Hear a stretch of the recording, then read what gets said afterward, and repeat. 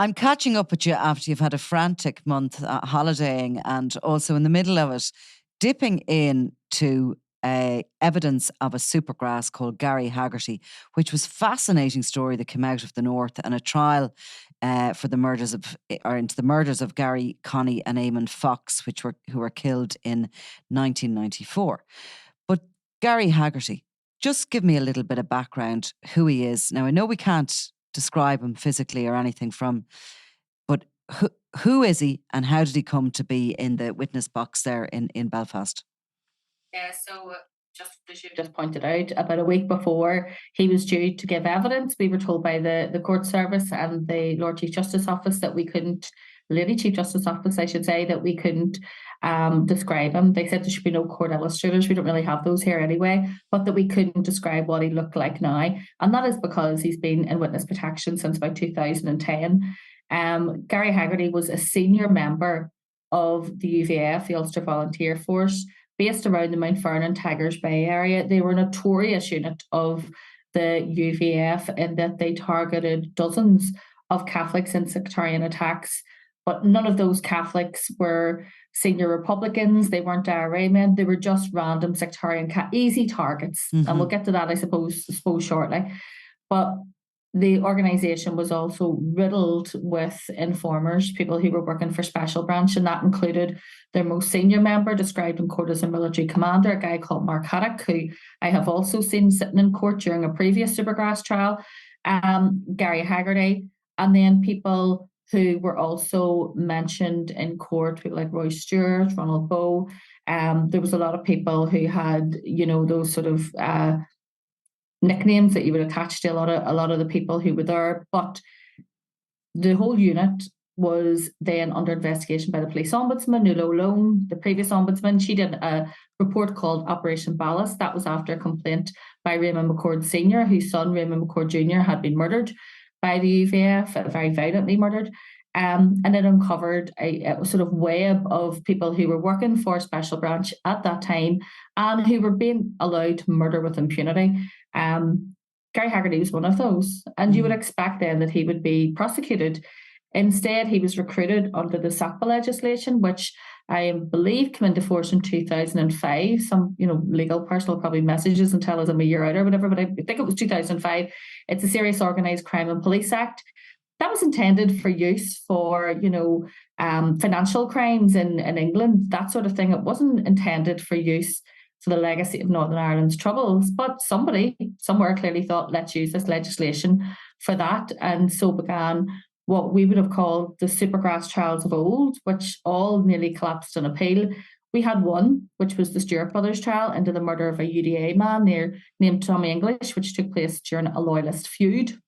That resulted in no one being prosecuted on the foot of their evidence because they were considered such pure witnesses. At which point the Public Prosecution Service said there would be no more Supergrass trials. And that included a guy called Neil Hyde, who'd already been given a SACPA order to be given a reduced sentence, who admitted involvement in the murder of one of your colleagues, Martin O'Hagan, who was murdered, Sunday World journalist, murdered by the LVF. So we did think we'd seen the end of these trials, but then we were told that this case, which is a guy called Jimmy Smith, whose nickname was Jimmy Shades, that this would go ahead for the double murder of these two Catholic workmen because there was other corroborating evidence. So Gary Haggarty's evidence in this as a Supergrass was the main prosecution evidence, but there was also other evidence, which was DNA evidence, which was contained on a coat that was used by the workmen, used by the gunmen who killed the workmen. So I would say I didn't think I was going to be sitting through another Supergrass trial. I would say with some confidence that this is the last one that I will ever report on in Northern Ireland. We now have new legacy legislation that could come into force next year, but the whole controversial issue of using assistant offenders, and I know that you've had this in your work in the South, assistant offenders by their very nature are criminals of a very serious nature because they have to have the information that the prosecution require, and they often minimise their role in events and they increase the role of people who they have since having fallouts with. And Gary Haggarty is the man who admitted involvement directly or as part of the planning in 5 murders. He admitted involvement in 5 attempted murders. And of that, he admitted 202 crimes, very serious crimes, linked to his 16-year career in the UVF, and about 300 other crimes, including the targeting of very serious senior figures, was taken into consideration. And for that, he received a much reduced sentence. He did some time in prison. He was then released.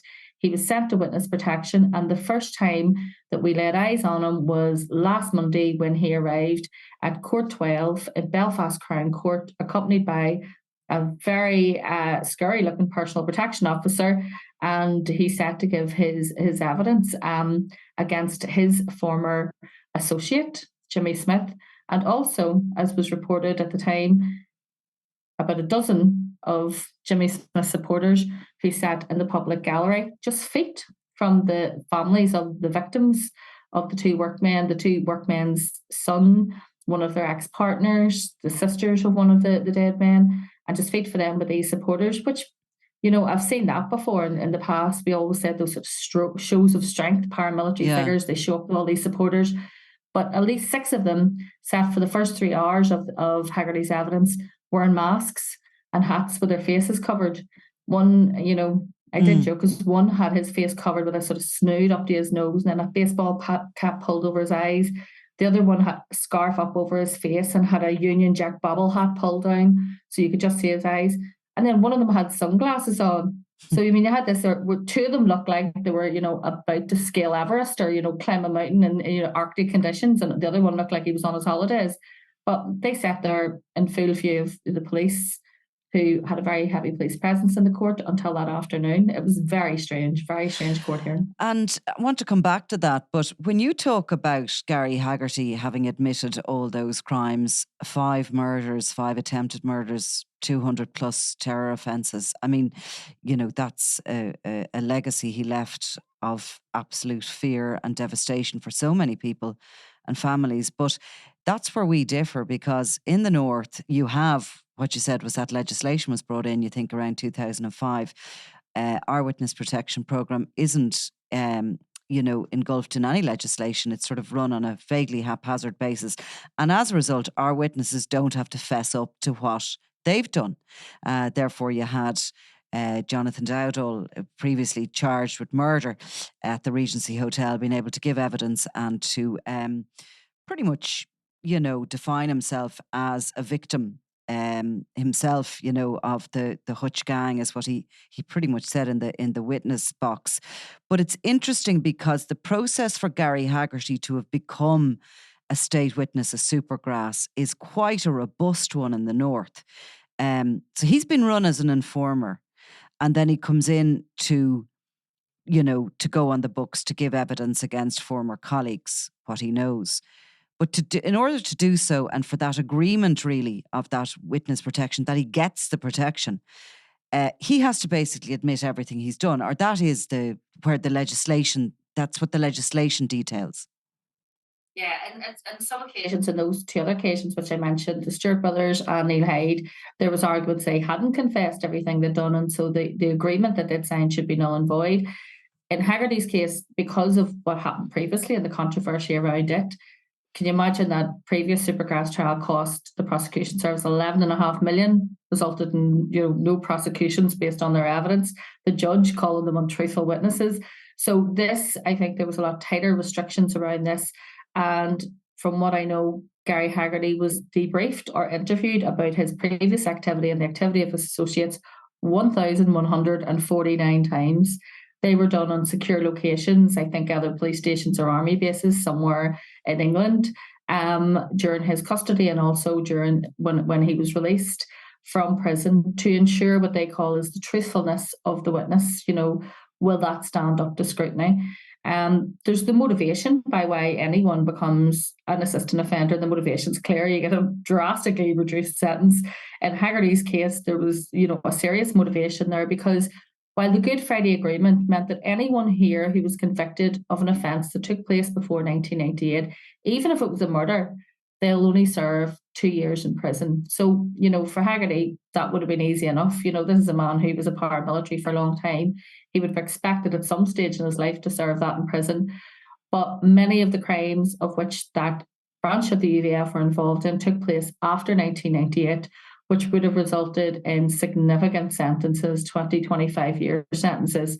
And that's obviously something that people are less keen on doing. And that would have been one thing that motivated him. He'd been stood down as a special branch informer before he was taken on as an assistant offender.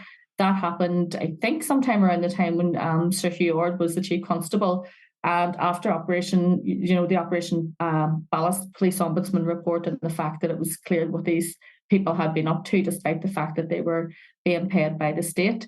And then he became, as I said, an assistant offender. But some of the evidence he gave during those debrief interviews was remarkable. I mean, a lot of it came out in court, not all of it came out in court, but it was, it gave an insight into how this place was being operated in those sort of late 1980s, early 1990s period. I remember saying to one of my journalist colleagues at it, if anyone ever says Good Friday Agreement was a failure, they should be made to read the court reports from this time, because it was horrific what was being allowed to happen, what they were doing, what the police, well, he claims, alleged that his special branch handlers knew of. One of the things that he had told police told the authorities during his debrief was that his two special branch handlers, he was not allowed to name in court. Now, can I say that at one stage there were over a dozen people, including the two special branch handlers, who had files sent to the PPS who could have faced trial with Gary Haggarty being the Supergrass giving evidence.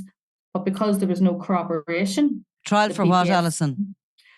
Trial they would have been done for malfeasance in public office, and they could have also been done for, when I tell you some of the allegations he made against them, you could have been done for a litany of crimes, despite the fact they were two serving RUC officers at the time. But because there has to be corroboration, and there wasn't in any of those, in 2017, the PPS said there'll be no more, none of these people are going to be charged. And the only person who was going to be charged was Jimmy Smith. And another guy called Mark Gutsy Campbell, he actually died of drug overdose before this case ever came to trial. So in the end, we only had one person sitting in the dock, one person in the witness box. But the allegations he made against his handlers, who it's clear he has animosity towards, were just bizarre. At one stage during his interviews, during his debriefs, he said there was a guy called Billy Bell. Yeah, I know because I reported on this. Billy Bell was a sort of strange character. He lived in North Belfast. He was a gun enthusiast, a gun fanatic, and he could take deactivated weapons, which can be bought really easily and quite cheaply online, and reactivate them and turn them into working weapons. And he was working as a sort of freelance arms dealer, selling arms to both, the UDA, the UVF, the LVF, all of those loyalist paramilitary groups during the troubles, during the conflict. After that, he actually opened like a paintballing place where people used to come. He had like a military style vehicle. He used to wear camouflage clothing. But he took his own life. He shot himself. And when the police went to investigate it, they found over 70 weapons in his house, thousands of rounds of ammunition. But it would seem that despite the fact that we were told that was the first time police became aware of this person, that he had actually been doing this for years and given guns to senior informers. So police would have been aware of his activity. Haggarty says his two handlers would say to him a couple of times a year, away and buy a gun off Billy Bell for 100 quid. Leave it somewhere. Tell them where you left it. They get the police to go and pick it up and go, oh my God, look how great we are. We've took these weapons off the street. They get the authorised to pay a big bonus to their informer, and they split it three ways between them. And he claims they did this around the 12th of July, which would obviously be a big time for loyalists. They had a few quid around then, and sometime around Remembrance Sunday or Christmas. So a couple of times a year that have said to him, he claims, I went back on off Billy Bell and we'll find it. It'll look like you're doing a great job. I've heard exactly similar stories down here, by the way. Of course, very difficult to prove ever. And sometimes if you start scratching near them, I think the state almost protects its secrets, doesn't it? Yeah, well, there was a degree of that took place during the 3 days of Haggarty's evidence, because he wanted to name. He named all his former associates. He was naming people left, right, and centre. But he was told to call his handlers Handler A and Handler B. At which point he did say to the judge, I don't think this is right. I'm being asked to name people who had no involvement in any of this while protecting the identities of two people who were very involved. And by that he meant his handlers, because he claims he was telling them everything that he was doing. Now, obviously, the prosecution and the defence had the notes that those handlers would have put through at that time, but Operation Ballast said handlers were not keeping proper notes. Special branch were renowned for not keeping proper notes or destroying notes. He claims he was telling them things and they weren't writing them down, or they were writing down something different to protect another informer. And in a lot of cases, that would have been Mark Haddock. There was a few sort of, I suppose, other strange moments during his evidence.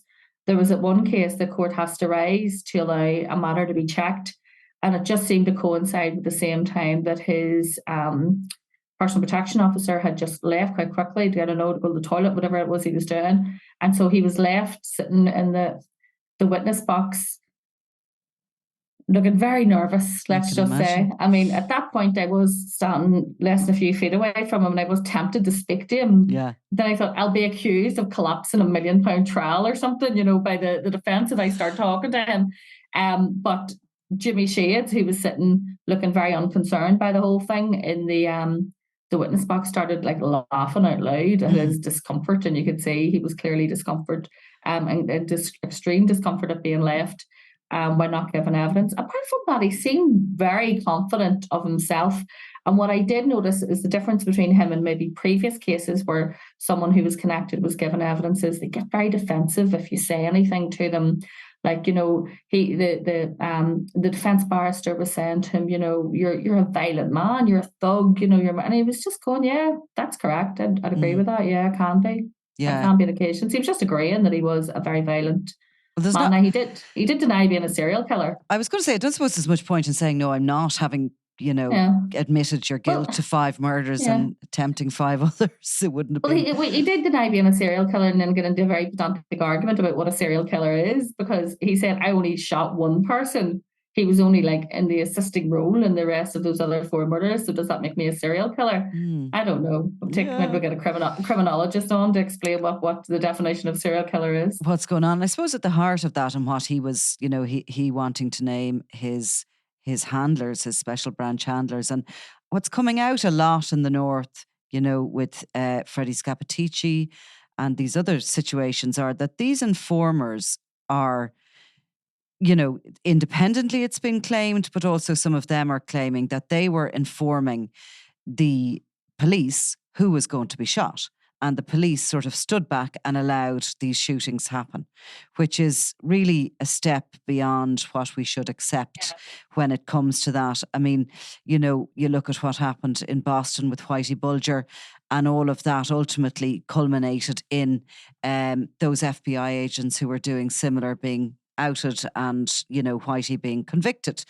But it's not outside the realms of possibility that was going on, but it's really uncomfortable, deeply uncomfortable. And maybe I'm saying this from down here, but the idea that the police force, the security services were sitting back, closing their eyes and allowing people get murdered and get tortured and knowing that was going to happen and doing nothing about it, because they were protecting the informants. Because, of course, if they stood in every step of the way, the paranoia, there would have been pointing accusations of rats, and the touts, their informants are no good when they're not working in the situation. But that seems to be coming more and more into the narrative now. Is it that that's what was going on? Well, we've seen that in various police ombudsman reports where there has been either collusion or, as she describes, the collusive behaviours. In Haggarty's case, it was really interesting because what he was saying was, on some occasions, his handlers, first of all, he said Jimmy Smith was on the run for another murder at the time when these 2 workmen were killed. He had killed a guy called Cormac McDermott in Ballymena. He was later convicted of that. He was convicted of that and sentenced to life in prison. He had also shot his wife, who jumped on him during the time and pulled his glasses off him. And the reason why he was convicted, and one of the reasons he was convicted in that case was, well, first of all, she was able to give a good description of what he looked like, but also his prescription for his glasses was really, really unusual.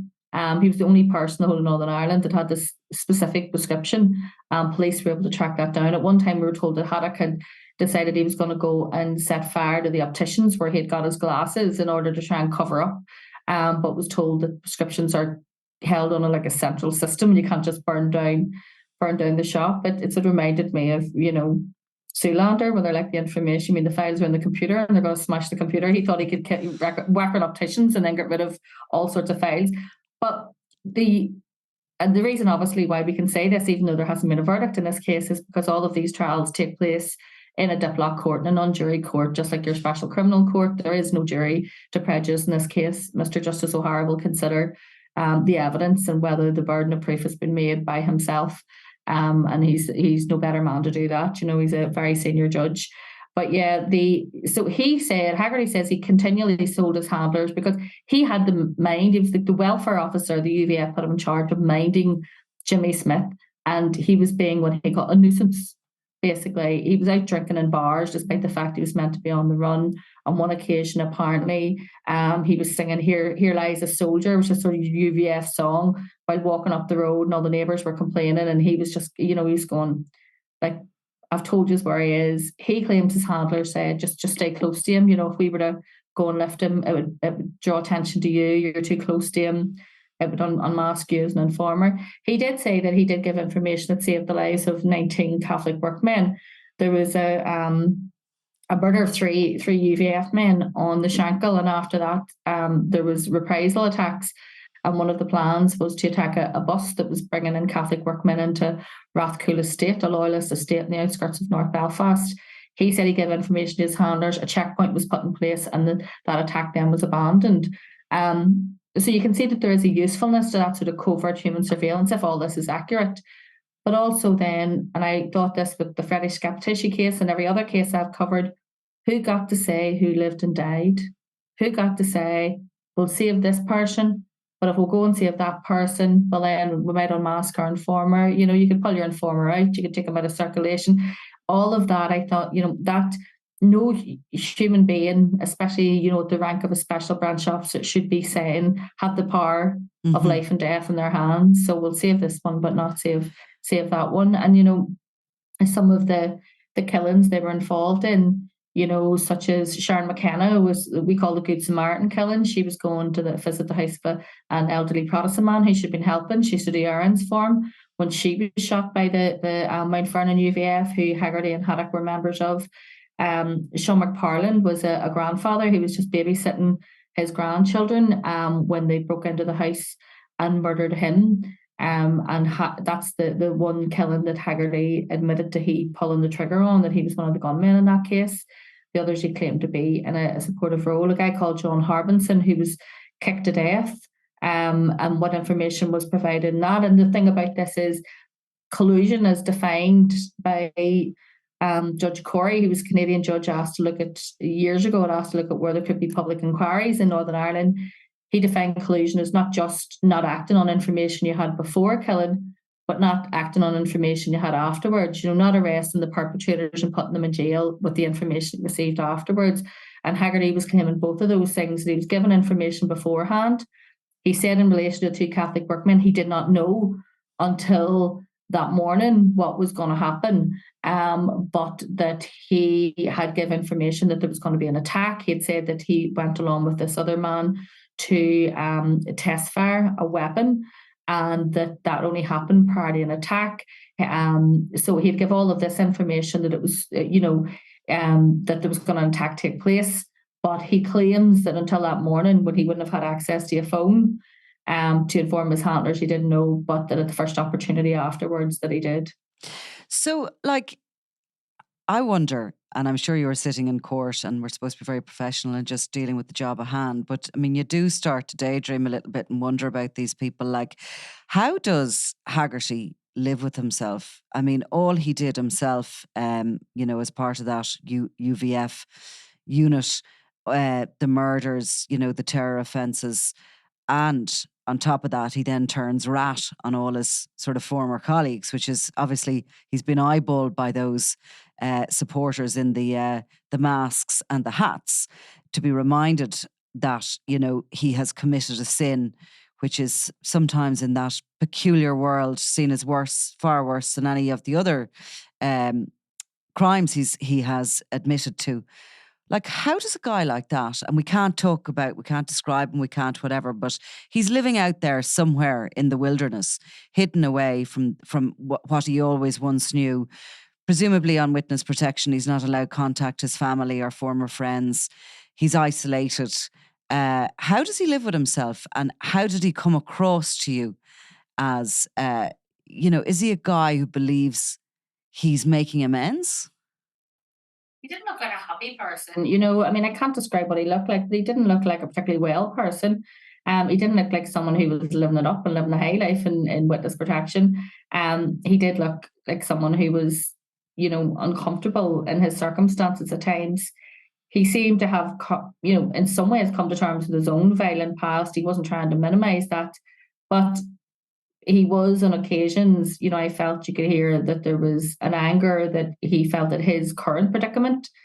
If he's living a life that he didn't think that he was going to see out his days, and I don't know where they put people in witness protection, but I'm sure it's not somewhere overly opulent, but that he blames other people on that. He seemed to be a slightly bitter man, maybe. So, and that bitterness is focused on those handlers that he's trying to name. Yeah, more his handlers than his former associates, because I suppose he feels that he was equal to them, if you like. They were all doing the same things at the same time. And you got a glimpse of just what a ruthless world it was. He claims that as he had to bring Jimmy Smith to the murder scene where they'd cut a hole, basically an offence of a play park, for him to go through and open fire on these two workmen. There was actually 3 workmen. They were all electricians. They were sparks working on this site in a very loyalist area. Someone who worked on the site had given information to the UVF that there were Catholics working on the site. At the start, the UVF tried to claim they were Republicans, and this was somehow justified. But they later admitted they didn't even know the names of the people that killed. They were just Catholics sitting in a car eating their lunch at lunchtime, having worked on a building site. One was a father of 6, one was a father of 1. They're just guys trying to earn a crust. And he admitted in court to be pretty sectarian, but he did say just before Jimmy Smith went on, he shook his hand and wished him luck. This was, and that also that when he had finished the attack as he was running away, he raised either the gun or a fist in the air and shouted up the UVF, but then tripped up and scraped his knee. And when he met him a few days later, he was more upset that he had, scuffed his knee. And what he said was, when he was asked, and what did he say about the taxes? He was just, sorry he hadn't got the guy in the back, which was the other workman who escaped injury in the attack. He was sitting in the back. And then there was like a bizarre, and like, if I always say, and I know I say this, if I lived to be 100, I thought I've never heard anything like this in my life. A guy called James Marsden, who they claimed was ex-military, was providing the safe house, if you like, that was to be used in this attack. It was right beside the play park, within walking distance. They met there to discuss it that morning, including Gutsy Campbell, who was going to take Jimmy Smith allegedly away from the scene after the attack. And when they went into his house, he was also minding the weapon. When they went into his house, Haggarty said his house, he had drawn chalk outlines all around the floors as if there were dead bodies in the house, and then holes in the walls that he had put marks around and drew numbers beside, and made his entire house look like a crime scene. For like decoration? Yeah. And he said it was like being in an asylum. And in one of the sort of statements, said these other guys arrived from Rathcoole, who are like a different unit of the UVF. They're meant to help to be the sort of getaway drivers, if you like.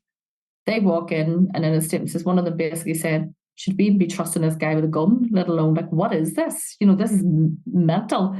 But, somewhere sitting at that time in 1994 in, Tigers Bay, there was a guy who had decorated his house with dead bodies and chalk outlines to look like a crime scene. And he was involved in the murders. Now dead, now involved in the murders of these 2 Catholic workmen. And that in itself, I thought, like, if you watch that in some sort of crime drama, you'd go, mate, it's a bit far-fetched, Absolutely. I mean, it's like a kind of a wallpaper design almost that he was trying to establish for himself.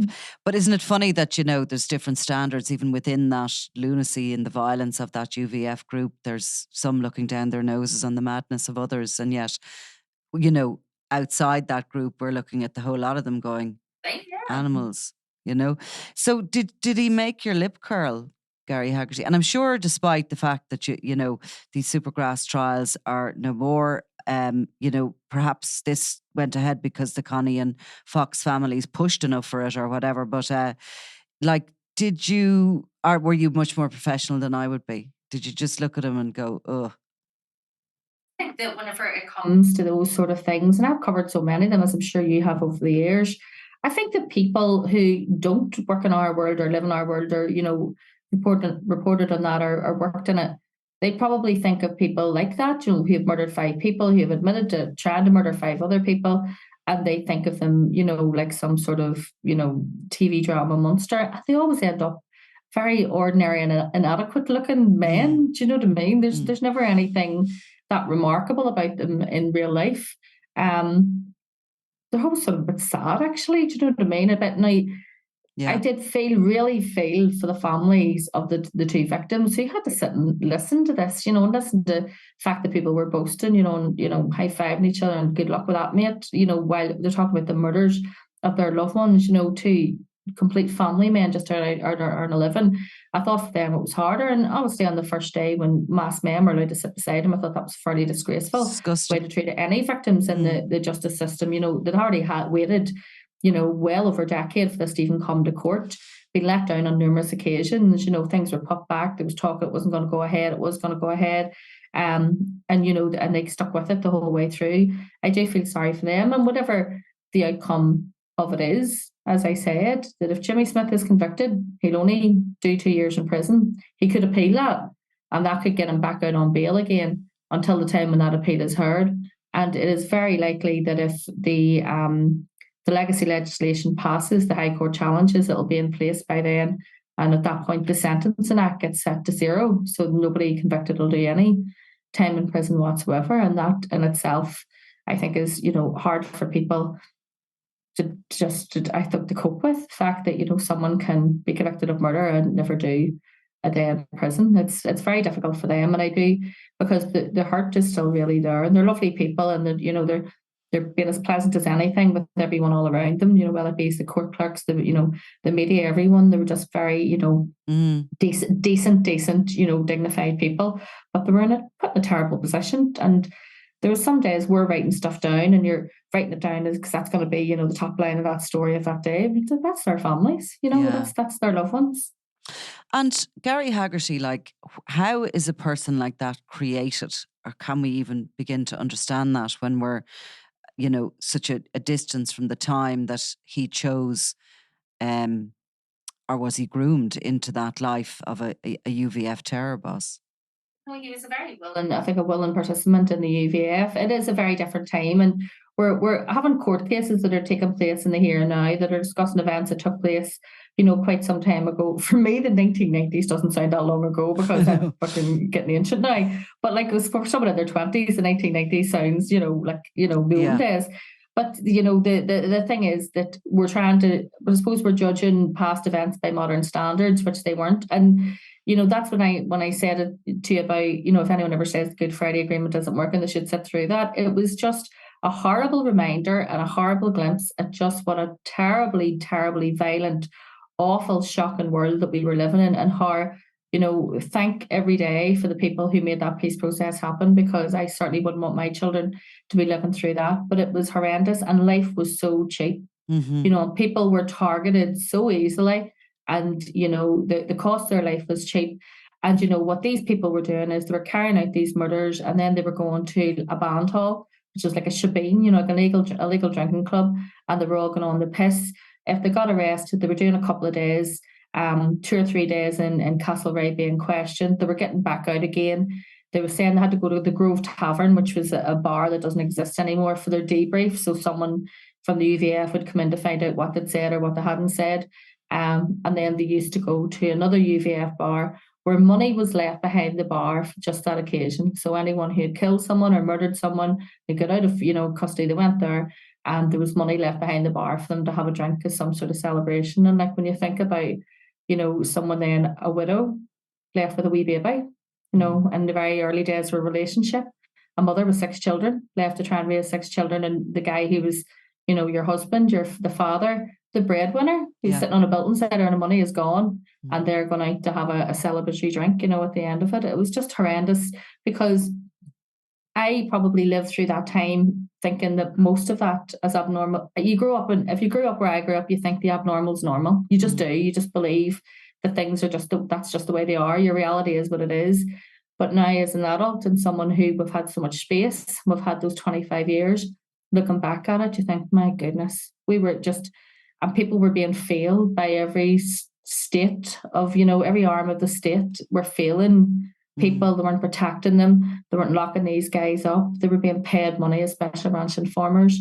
And now, they may all be turning on each other now, but at the same time, what use is that to I suppose the families? It's never going to bring their loved ones back. But, if we want to preserve something, which is what that case did, all of that is now preserved in evidence. It's been offered in evidence, and it'll be there forever. It can't escape, and future generations can read back and look back and just see what an absolute shambles this place was. No, I think the image of them eating their sandwiches in the back of a van, the builders, and the evidence that was given by Haggarty that they were killed simply because they were Catholics and no other reason is, a dark time that it is important to remember in one way, but at least it's becoming alien, that whole scenario to us.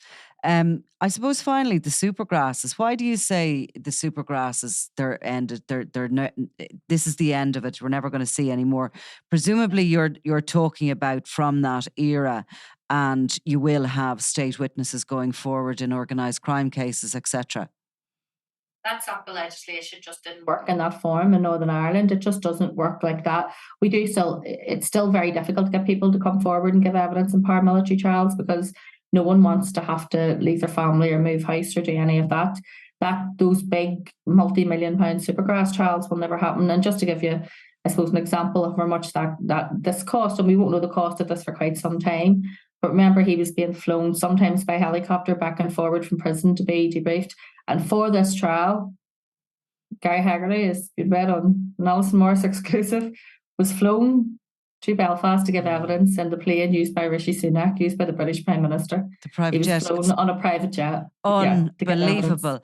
And he gave evidence, and then the people who had decided he was going to be a good witness then said that he wasn't believable.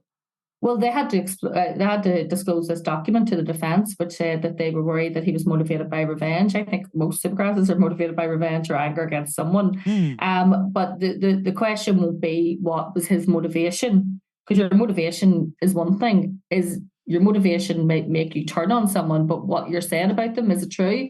Is it false? That's what the judge has to work out. He has to work out is the corroborating evidence, which was Jimmy Smith's DNA on a jacket used by the killer, by the gunman, and the evidence given by by Gary Haggarty, was that evidence? Did that evidence tie up? Did it sound truthful? Did he believe the witness? So in the case of Justice Gillen in the Stewart brothers trial, the murder of Tommy Gleesh, he went, no, I don't believe them. I don't believe a word they've said. They're two liars. In this case, did the judge believe him? And it was very hard for me to gauge whether or not he would be. He wasn't a terrible witness by any amount. He didn't change his mind. He didn't change his story. He kept to the one story. But the fact is that this is a very violent man with a violent past who was used to covering up his past deeds and not trying to get apprehended for them.